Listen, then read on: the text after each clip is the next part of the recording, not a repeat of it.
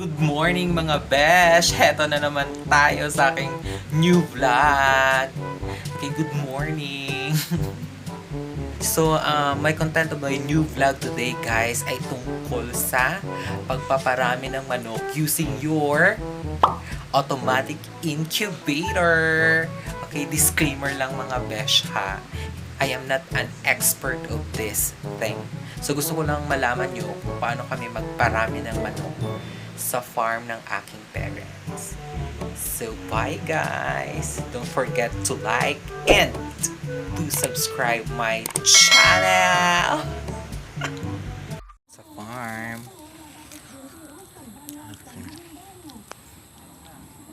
Papakita ko sa inyo yung mga manok dito.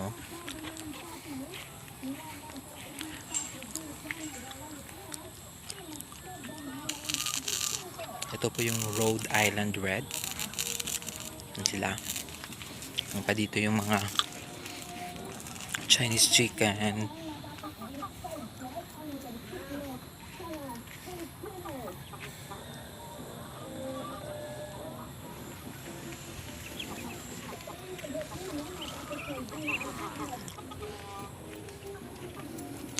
Yan po yung mga inahin ng mga Rhode Island Red, mga besh.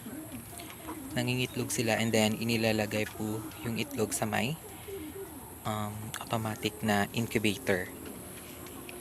Diba? Marami sila. Siguro sa isang pen,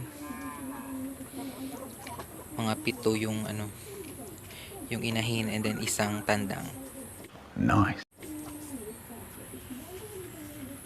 Then ito pa po yung second batch. Yan sila. Mga inahin rin sila ng mga Rhode Island Red. Yan.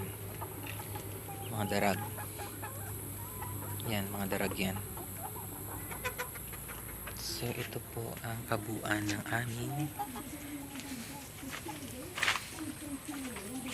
farm ni Mother Bells. Hindi pa nga siya naayos. Pero may mga tanim-tanim na.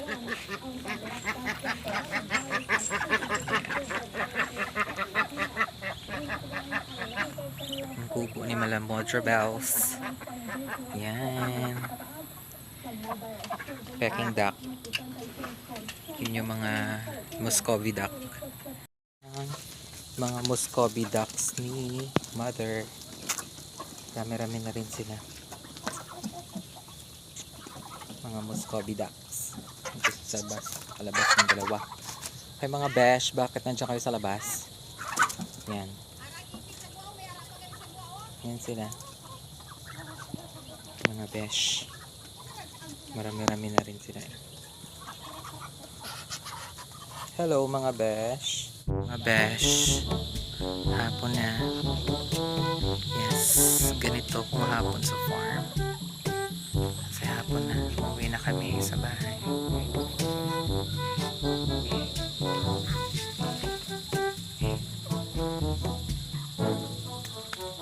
Mga besh, gabi na. Bye-bye na mga besh.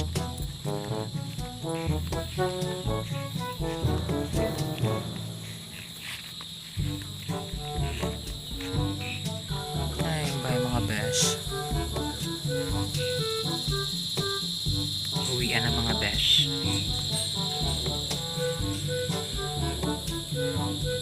Later. Mga besh, heto na naman tayo.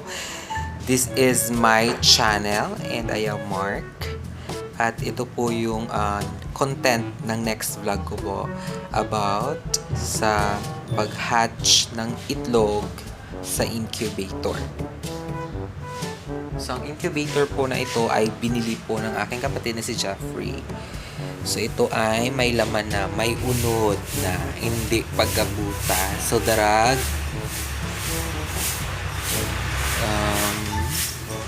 hatch 0804. So, ano ba yun? August 4. August 7, 2020. Siguro nag-start ito noong July 17. So mag-hatch na po siya by estimate siya 0804 or by 0807-2020. So, yung uri po ng manok is darag. So, di ba, meron po tayong mga iba't ibang uri ng manok. So, meron po tayong mga native chickens. Meron din po tayong mga hybrid. May mga breed po like mga Rhode Island Red. And then darag. Di ba?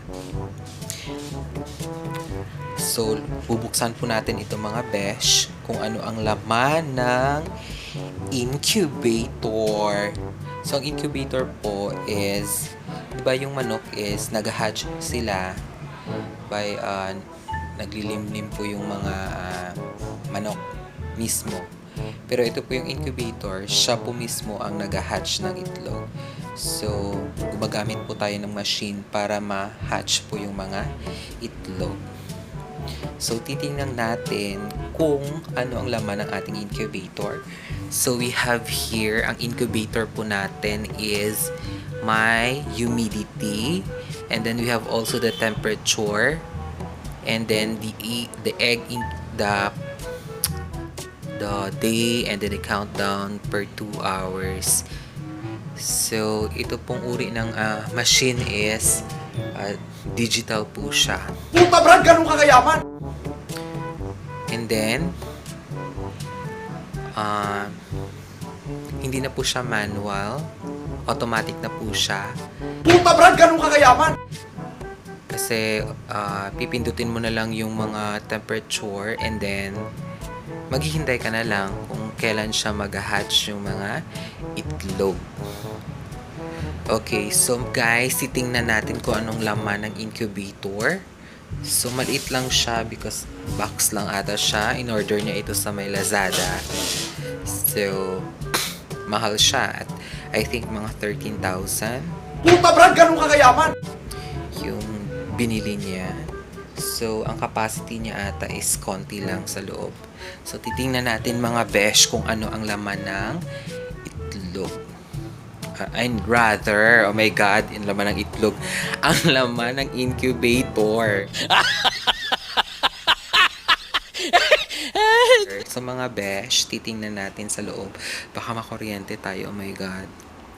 Okay, so we have here ang laman ng itlog. Marami pala siya. So, I think ilang layers to?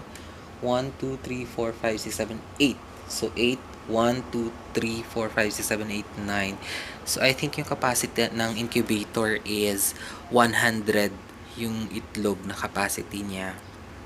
So, it's an automatic. So, meaning to say, automatic na po siya. Pipindutin mo lang yung temperature at ng humidity sa loob para ma-hatch yung eggs. So, guys, ito na po yung next vlog ko. My content is about how to hatch eggs using your automatic incubator. Bye!